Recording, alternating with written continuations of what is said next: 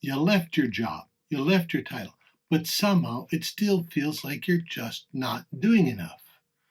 That's your inner critic. And guess what? That inner critic didn't die.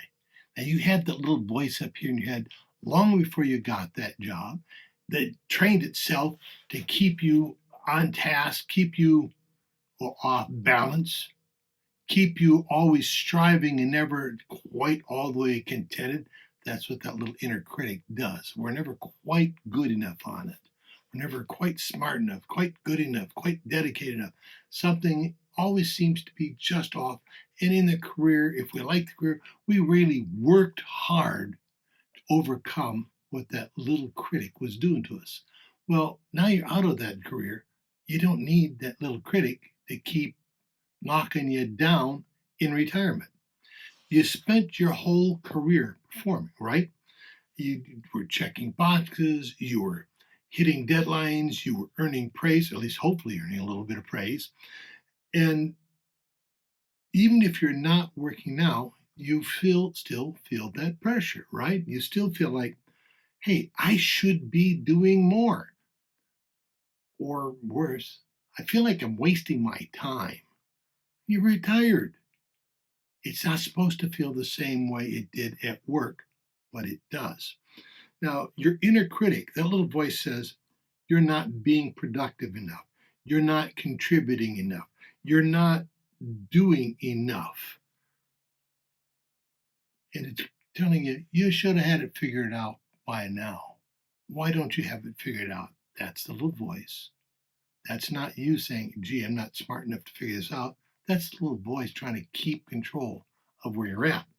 Now, it's the little voice that's left over in your working identity, and it doesn't know what to do. It doesn't know what to tell you to do. So it starts to panic and it starts to feel worse. Now, you're not alone in this. And many high achievers have struggled with guilt, anxiety, and shame about leaving their work. They feel like they should still be contributing to work, but they're not at work anymore. And it's hard for them to understand that where they need to be contributing is to their lives, to themselves, to their family. And that inner critic didn't retire. It was there externally, but it didn't retire and it's still inside of you internally. Now, the inner critic is still running the show, and we need to change that. Here's the truth that voice, it's trying to protect you. It's stuck in an old operating system and it's built on proving your worth. Now it's time to rewrite the code. You're allowed to rest, you're allowed to simply be, and you don't have to earn every breath. I said that little voice has been with us all of our lives. It was there long before he got the job. It learned the job too. It learned how to help you succeed. It also learned how to keep you off balance because it didn't quite know what to do. You were never quite good enough. So it was trying to get you to be better, but just simply saying, oh, you're not smart enough, you're not good enough for this, is a good way to feel dumb, to feel like you're out of control and make you work harder. And guess what? You got rewarded. You worked harder, you earned more, you got more praise, you got more done, but you got more addicted to it as well.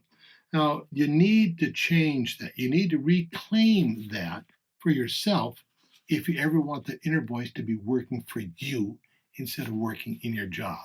It's internal. Now it's time for you to turn around and reach inside of you to make a change. I've got a free gift for you. It's called 3 Questions to Quiet the Critic.